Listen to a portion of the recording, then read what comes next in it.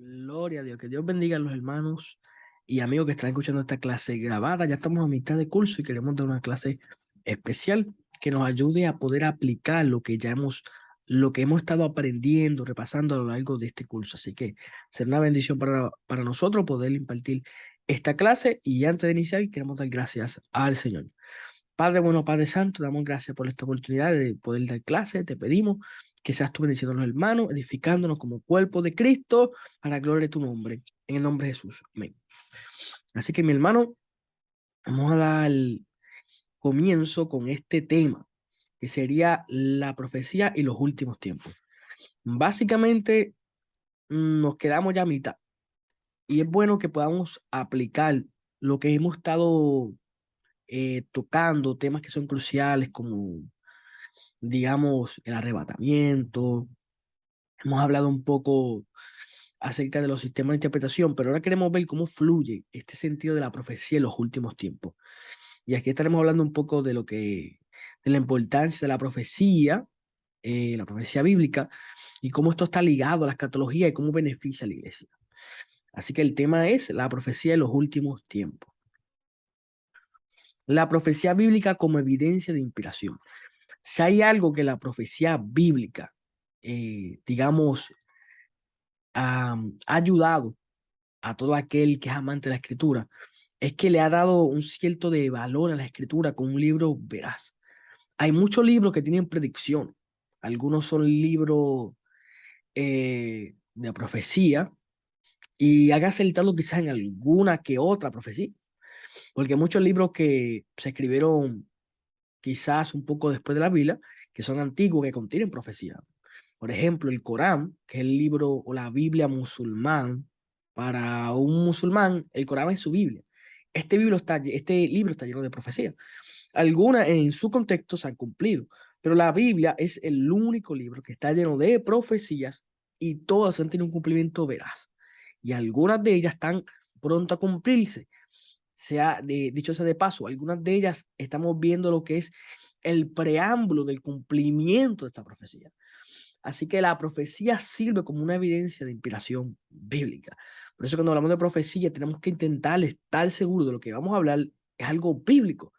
No podemos centrarnos tanto en lo que son las noticias, y esto lo voy a tocar ya en breve, pero la profecía nace de la Biblia. No estamos hablando de profecía de un profeta, porque recuerdo en ocasión, por lo menos para el año 2013, si no me equivoco, estaba la profecía del meteorito en Puerto Rico. Esta profecía ya venía dándose desde el 2000, creo que 10 más o menos. Y esta profecía, según lo había leído en la página web y según estaba corriendo en los medios, antes de que se acabara el año, iba a ocurrir un temblor provocado por un meteorito, y esto iba a provocar a la misma vez un tsunami. O sea, era un caos, tanto así que casi, podemos decir que la mitad de Puerto Rico se iba a morir o iba a sufrir catastróficamente a causa de este meteorito, terremoto, etcétera. Esa profecía de juicio iba a ocurrir cuando muriera Gigi Ávila. Gigi Ávila partió con el Señor y de momento la profecía comenzó a tener un auge. Y muchos cristianos, recuerdo que en la iglesia predicaban de esto, pero esto no es una profecía bíblica. Y esto al final lo que hizo fue dañar el testimonio de algunas iglesias que predicaron esto, creyeron la profecía, guardaron comida, como decía la profecía, y al final no se cumplió. Así que esto que hacen, ponen el evangelio en ridículo, ponen el evangelio como si fuese algo que está sujeto a cambio, al contrario de la profecía bíblica que le da peso a la inspiración, porque lo que la Biblia ha dicho, y esto quiero enfocarme en cuanto al Mesías, lo que la Biblia ha dicho en cuanto a Jesús, en la mayoría de los casos se ha cumplido. Es decir, todas las profecías que hablan de Jesús, en su mayoría han tenido un cumplimiento literal. Por lo tanto, quiero leer lo siguiente. Un erudito bíblico ha clasificado todas las declaraciones proféticas en las escrituras y encontró 1817 profecías en la Biblia entera, 1239 en el Antiguo Testamento y 578 en el Nuevo Testamento. Este fue un hombre llamado John Payne. John Walber, otro erudito, centrado mayormente en la escatología, escribe, porque aproximadamente la mitad de las profecías de la Biblia ya se han cumplido en forma literal. Escuchen esto, no solamente acerca del Mesías, muchas profecías que hablan de eventos específicos se han cumplido. Y esto es interesante, ver el patrón de cómo se han cumplido literalmente. Esto nos da un fundamento intelectual apropiado para suponer que las profecías que aún no han sucedido también sucederán o serán cumplidas de forma literal. Esto lo afirmó Walberg y creo que lo que él dice es correcto. Es decir, si Cristo vino de manera literal, corpórea, tomó forma de hombre, habitó entre nosotros, llevó su vida, la obra del Padre, la llevó al Gólgota, al Calvario, a la cruz. Si Cristo murió, resucitó, estuvo con sus discípulos, se manifestó más de 500 personas, ascendió al cielo, se posicionó como el Hijo de Dios, el Rey catológico. Si todo esto se ha cumplido de manera literal, ¿por qué entonces dudar de un arrebatamiento? ¿Por qué dudar de una segunda venida visible? ¿Por qué dudar de un milenio? Si de la misma forma que Jesús vino a la tierra y cumplió un sinnúmero de profecías, tenemos certeza que de la misma manera va a volver por segunda vez a cumplir las profecías restantes. El cumplimiento de las profecías pasadas no solo confirma que las profecías, no solo confirma las profecías por cumplirse, sino que también las profecías ya cumplidas hasta el más pequeño detalle enfatiza la imperación de la Biblia. El hecho de que muchas profecías se hayan cumplido, esto comprueba que la Biblia es inspirada. Cuando hablamos de inspiración, no estamos diciendo que la traducción que nosotros tenemos es una traducción perfecta, que está exenta de errores. No es eso. Y esto es un paréntesis lo que voy a hacer. Y esto tiene que ver más con la clase de bibliología, pero aprovecho la oportunidad. Nosotros tenemos una traducción, especialmente Reina Valera, Biblia de las Américas, NTV, etc. Las traducciones no están exentas de errores. Pueden tener algunos errores ortográficos, algunos errores de traducción, etc. Pero no tienen errores doctrinales. Es decir, la Biblia a lo largo de los años se ha conservado en cuanto al mensaje de manera intacta. El mensaje que Dios tiene en la Escritura, las doctrinas se han conservado. Pero a lo largo de los años han habido errores en cuanto a copistas, traducciones. Y esto implica que no hay ninguna traducción perfecta. Que lo más cerca que tenemos del original son copias de copias. Es decir, las escrituras en su forma original, en este caso el hebreo, arameo, griego, no existe.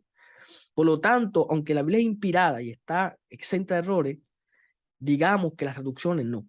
Por eso es importante, ya que estamos hablando de la inspiración bíblica, entendamos que la palabra del Señor, la Biblia, es un libro inspirado por Dios, pero también escrito por los hombres. Y al ser escrito por los hombres, número uno, va a reflejar el carácter de aquellos hombres que escribieron, y número dos, al ser escrito por los hombres, esto significa que a lo largo de la historia son hombres los que van a trabajar en la Biblia. Por eso es que para que la Biblia llegue, para que la Biblia, digamos, haya llegado a lo que es hoy, pasó por ciertos concilios. Luego de que finaliza Apocalipsis, hubo un concilio llamado el Concilio de Nicea, concilio ecuménico, para determinar qué canon o qué libros iban a ser parte de la Biblia. Ahí se finaliza lo que es el canon bíblico. Y de hecho, hay muchos canons en el cristianismo global. Los católicos tienen más libros de la Biblia, los cristianos siriacos, etc. Nosotros tenemos 66 libros. ¿Por qué ocurre esto? Porque nosotros creemos que esos 66 libros son inspirados por Dios. Esa es la palabra de Dios. Sin embargo, la Biblia es un libro divino, humano. Eso significa que al ser un libro, ha sufrido ciertos cambios a través de los tiempos, especialmente en asuntos de copista y traducción. Por eso que usted ve algunos debates de la crítica textual, que este texto no aparece en el original, etc. Porque la Biblia es un libro. Sin embargo, tiene ese sello de inspiración. Eso es lo que lo hace diferente a demás libros. Eso es lo que lo hace diferente al libro de Narnia, al libro de Lord of the Rings, al libro de la novela, al libro de Harry Potter, que sabemos que no son libros que notifican, pero la diferencia es que hay un sello divino. Pero no negamos esa área humana. Al igual que Jesús es 100% Dios, 100% humano, la Biblia es 100% divina, por eso es inspirada, pero también presenta un panorama de 40 autores aproximadamente que participaron de ella. Sin embargo, luego de que la Biblia finalice, o sea, el último escritor, Juan escriba, vemos un proceso de 2000 años. Y en esos 2000 años han ocurrido traducciones, han ocurrido mejoras para que la Biblia sea más entendible a nuestro idioma. Así que cerramos este paréntesis, continuamos. La influencia de la profecía en la historia, la actualidad y el futuro. La profecía bíblica tiene una influencia tremenda, especialmente a lo largo de la historia del cristianismo. Aquellos que han estado al tanto de las profecías han buscado la manera de ver un cumplimiento en la historia. Esto se ve en el caso, por ejemplo, de la Reforma.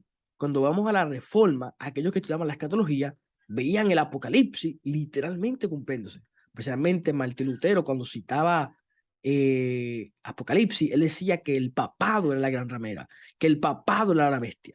Y estaba utilizando su contexto para aplicar, para darle una interpretación a Apocalipsis.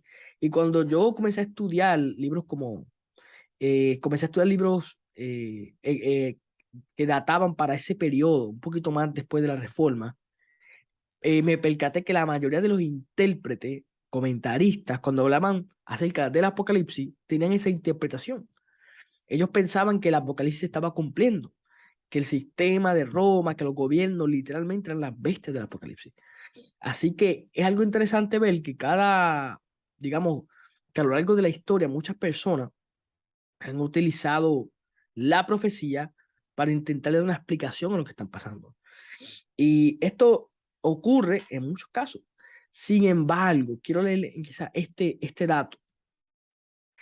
Voy a leer el dato del medio y toda esta información usted la debería leer cuando usted reciba, ¿verdad?, el PDF.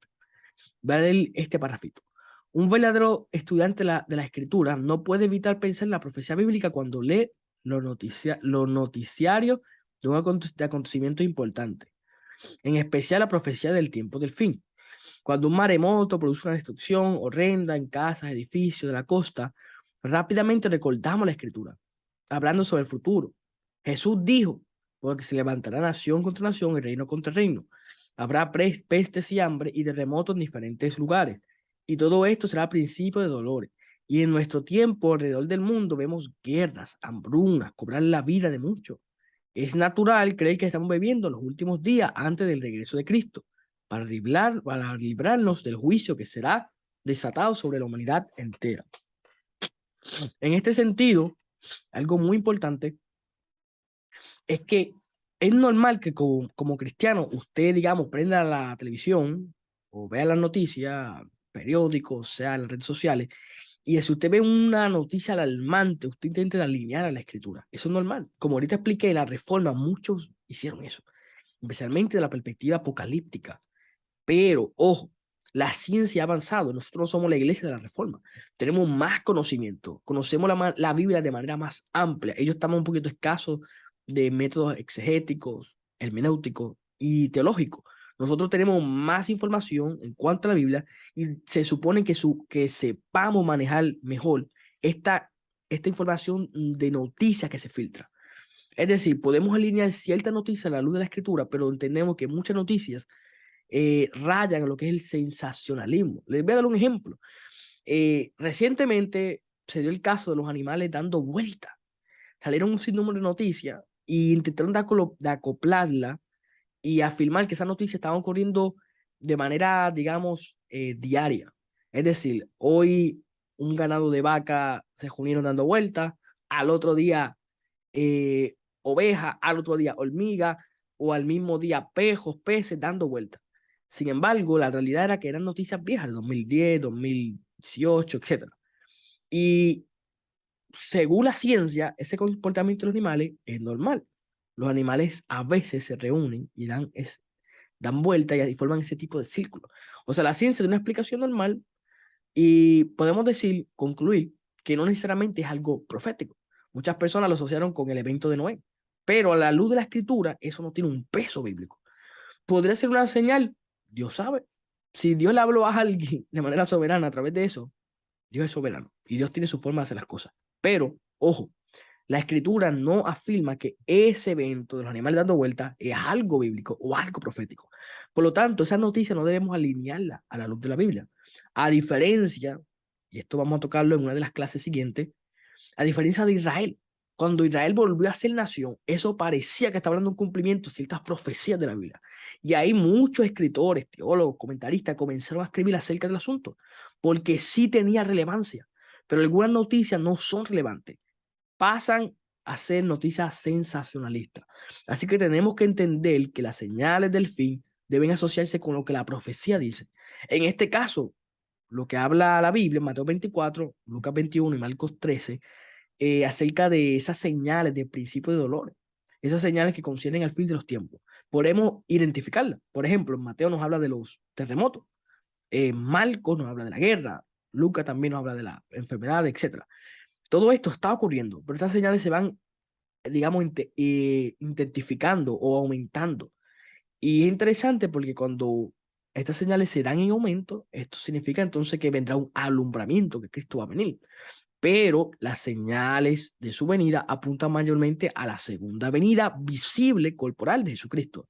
Sin embargo, aunque el arrebatamiento es inminente, no depende de señales, estas señales que están ocurriendo de alguna manera están ligadas al arrebatamiento.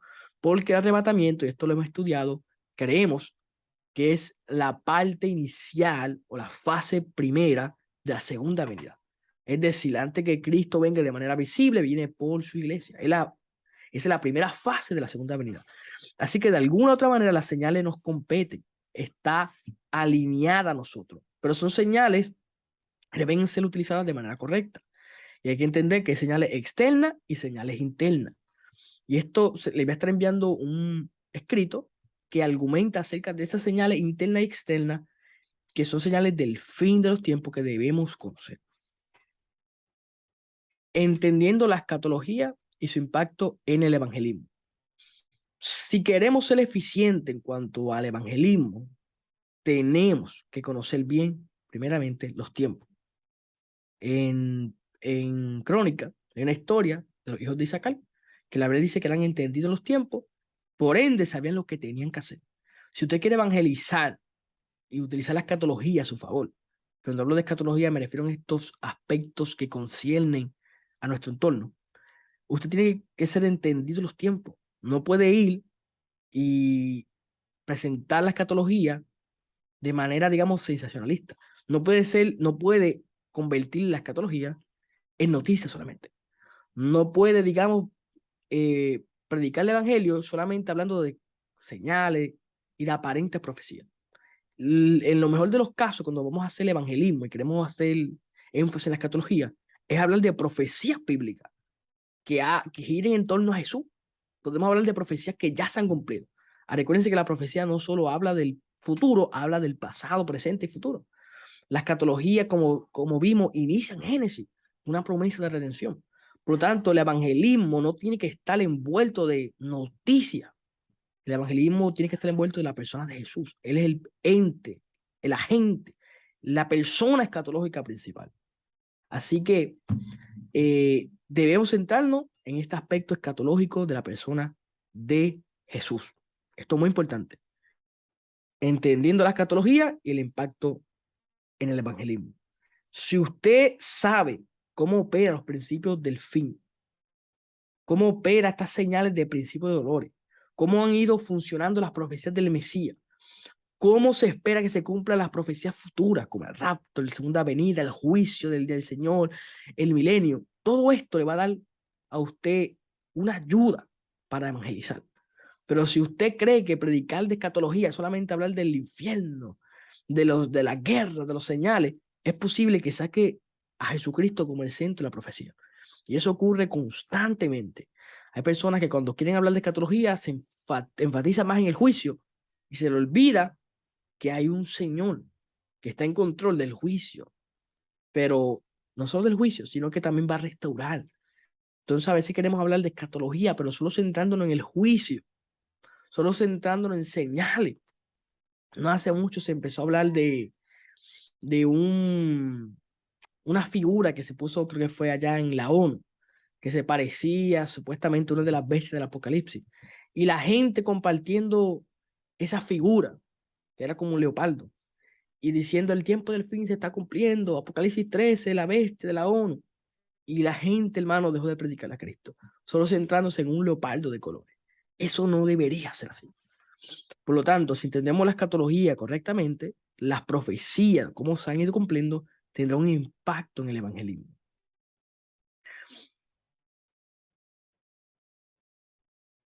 Perspectiva de la profecía bíblica.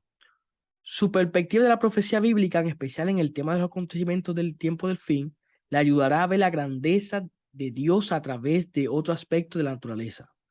Algunos estudian la profecía bíblica con la esperanza de escuchar al profesor mencionar al anticristo o quién puede estar quién puede estar en la tierra actualmente, o que puede que desee saber qué país o naciones en el mundo de hoy cumplen con lo que dice la escritura. Ojo, hay personas que cuando hablan de escatología, su tema principal es el anticristo. ¿Quién será? Yo he visto estudios completos de identificando el anticristo y la profecía bíblica, como mencioné, no gira en torno a eso. De hecho, la mayoría de las profecías no necesariamente son predictivas. Es decir, si hay profecías que hablan de cosas futuras, y vimos el caso de las profecías mesiánicas, pero hay muchas profecías que tienen aplicaciones para el presente. Los profetas cuando profetizaban estaban hablando acerca de la injusticia del pueblo, de cómo Dios iba a actuar. Entonces las profecías no intentan de brindarnos códigos para que usted los descifre. Eso es lo que quiero enfatizar. Y hay veces que las personas cuando van a estudiar temas como el anticristo, que es un tema bíblico, intentan de sacar código, identificar a este personaje. Y la Biblia simplemente te da características de quién será, pero no con el fin de que lo identifiquemos como un personaje actual. No sabemos quién es. De hecho, la iglesia tiene la esperanza de ser sacada antes de la hora de la tribulación. Por ende, no estaremos en la manifestación del anticristo. Sin embargo, muchas personas a lo largo de la historia han identificado al anticristo con Hitler, Mussolini, el papado, como ahorita mencioné, la reforma, etc. Esto es algo normal y no es que sea mal del todo, porque estos personajes que mencioné cumplían, en cierto sentido, con lo que es un anticristo. Pero hay un anticristo escatológico, un personaje que ha de venir. Y este personaje que ha de venir para regir las naciones de manera temporal será posterior al rapto de la iglesia. Por lo tanto, no tenemos que preocuparnos por quién será el anticristo. La perspectiva de la profecía bíblica es dar detalles, pero no dar, digamos, todos los detalles específicos, sino brindar un panorama de lo que va a ocurrir para alertarnos a cómo debemos vivir en este tiempo. Por eso la profecía bíblica, cuando se enseña, lo que nos hace es mantenernos conectados con Jesús, que podamos mirar hacia arriba, que no nos enfoquemos. La iglesia viviendo un panorama profética. La iglesia, la escatología. La iglesia en sus comienzos se mantuvo viviendo de forma escatológica, a través de la tensión del ya y el todavía no. Es decir, siempre la iglesia se ha visto como viviendo la profecía. Siempre se ha mantenido bajo esa tensión del ya todavía no. La iglesia cree que está en los últimos tiempos. Nosotros creemos que estamos viviendo los últimos tiempos, los tiempos finales, pero todavía no ha llegado el fin del tiempo. Pero estamos en esa tensión del ya todavía no. El reino de Dios está avanzando y nosotros como iglesia estamos proclamando a Cristo, el evangelio. Ese es el énfasis en la profecía. Proclamar el fin de los tiempos centrado en Jesús. Ahora bien, 3 etapas de la iglesia. A lo largo de los tiempos, la iglesia ha experimentado cambios. Sin embargo, la profecía siempre ha seguido corriendo, pero muchas personas la han mal utilizado. En la era posapostólica, después de los apóstoles, no se hacía tanto hincapié en la profecía. Mayormente el énfasis era apologético, cristológico, y los aspectos de escatología se mencionaron, pero fueron algunos que hablaron. Ireneo fue uno de ellos que habló de la escatología, habló del milenio, pero muchos se centraron en aspectos de, digamos, de Cristo, apologético, etc. En el periodo oscuro, casi de 1000 años, donde básicamente no había traducciones bíblicas, a excepción de la Vulgata Latina, que le pertenecía a Roma, y era en latín, la gente no sabía leerla. Básicamente, durante 1000 años, la escatología fue un poquito opacada. La Iglesia Católica estaba al frente y no dejaba que los laicos leyeran su Biblia. Por lo tanto, ese tema de la profecía no fue un tema muy abundado. Pero luego en la Reforma comienza a aumentar el hambre por conocer la Biblia, conocer los aspectos proféticos y escatológicos. Y entramos ya en el aspecto final en que nos encontramos, los últimos tiempos, creemos que estamos en la recta final, y hemos visto cómo la profecía ha ido avanzando. Por ejemplo, nosotros somos parte de lo que es la iglesia, digamos, pentecostal. Creo que todos somos pentecostales los que estamos en este curso. Y la iglesia pentecostal experimentó un avivamiento que inicia de manera oficial en la calle Azusa. En la calle Azusa, año 1906, allá en California, en Azusa Street, cuando se desata este avivamiento, todos los que estaban allí rodeados, todos los que participaron, se veían como cumpliendo la profecía de Joel, la lluvia tardía. Se veían como la iglesia de los hechos avanzando para alcanzar el mundo para Cristo. Así que cuando esta iglesia experimentó el avivamiento en la calle Azusa, se vieron como un cumplimiento profético. Por lo tanto, nosotros cuando veamos esta profecía debemos entender que estamos participando de las profecías bíblicas de los últimos tiempos, pero que esto nos lleva a conectarnos con Cristo. O sea, la profecía bíblica no nos aleja del Señor. Hay personas que cuando ven el panorama profético se alejan. Cuando ocurrió, digamos, el caso de la pandemia, muchas personas se apartaron porque pensaron que estaban en la gran tribulación. Y esta pandemia ocurrió, lo que debía acelerar acercar a las personas más al Señor, porque la Biblia habla de peste y sobre todo la Biblia habla de que Dios está en control. Así que muchas personas olvidaron que Dios es el dueño, digamos, de los tiempos y que Él está en control, que Él sostiene a su iglesia. Y como ahorita mencioné, la iglesia al filo de la profecía. Estamos al filo de experimentar ciertas profecías corridas. La iglesia actual está cerca de experimentar el rapto, la glorificación. Una vez que seamos arrebatados, somos transformados en la glorificación, se culmina la salvación, experimentamos, o los que hayan muerto en Cristo, experimentan la resurrección, ahí juntamente con nosotros, reciben lo que es la glorificación. Todos los muertos en Cristo resucitarán. Primero, dice la Biblia, el tribunal de Cristo, la segunda venida visible. Primero venimos con Cristo, luego descendemos con Él y luego participaremos de un milenio, un reino que será eterno. Y el milenio, como tocaremos en las siguientes clases, es el preámbulo o el inicio del reino eterno del Mesías. Y la iglesia va a participar de esto. Así que básicamente ya podemos ir concluyendo. Hemos visto cómo Jesús se convierte en el centro de la profecía. Quiero leer este versículo de Apocalipsis 19:10. Dice, yo me postré a sus pies para adorarle. Y él me dijo, mira, no lo hagas. Yo soy consiervo tuyo y de tus hermanos, que retienen el testimonio de Jesús. Adora a Dios porque el testimonio de Jesús es el espíritu de la profecía. Vamos a buscarlo en la NTV. Aquí dice que comparemos con la NTV. Vamos a buscar. Vamos a buscar la NTV para entonces ir concluyendo. Jesús como el centro de la profecía. NTV, vamos a buscar la NTV por aquí.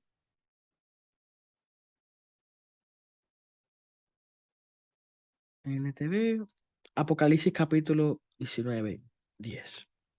Dice, entonces me postré a sus pies para adorarlo, pero me dijo, no, no me adores a mí. Yo soy un siervo de Dios como tú y tus hermanos, que dan testimonio de su fe en Jesús.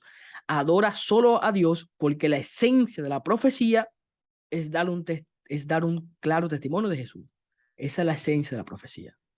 Dar un testimonio claro de quién, de Jesús de Nazaret.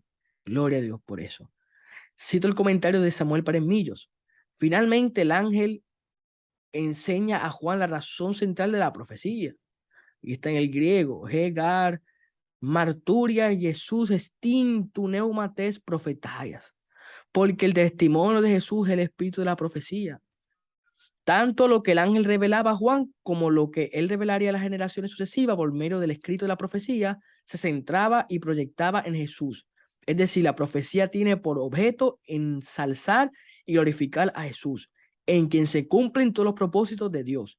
El espíritu de la profecía no es una referencia al Espíritu Santo que impulsa a los profetas e inspira la profecía escrita, sino que el núcleo de la profecía y la intencionalidad de la misma es revelar la gloria de Jesús. Finalizamos con esto. La profecía bíblica se esclarece y se comprende en la persona de Jesús. Cuando usted está sin Cristo, usted está alejado de Él. Pero a lo largo de este camino, cuando usted va a Cristo, se abre el camino al Padre, la cruz nos va dando, digamos, esa conexión a través de la cruz. Usted puede ver lo siguiente. Usted se va acercando a Dios. La profecía bíblica que gira en torno a Cristo, todas las profecías bíblicas, la muerte, la cruz, la resurrección, todo nos acerca a Dios. Por eso cuando conocemos bien la profecía, ocurre como esto. Nos apropiamos de la salvación, logramos ver al Padre y logramos ser efectivos en el evangelismo. Así que en síntesis, la profecía bíblica y la escatología siempre estarán entrelazadas. No obstante, la escatología debe mantenerse centrada en la escritura, especialmente la persona de Jesucristo. Se debe evitar los extremos del sensacionalismo y las meras especulaciones. La escatología debe ser un mensaje predicado, vivido, anhelado, que produzca fe, esperanza para el mundo y para el pueblo del Señor. Que el mundo se aliente cuando escuche la profecía bíblica y que la iglesia entienda que la esperanza está cerca. Así que, aunque muchos estarán espantados, la profecía bíblica ha de cumplirse. Así que damos gloria a Dios por eso y que sea el Señor bendiciendo nuestras vidas de manera especial. Que Dios les bendiga.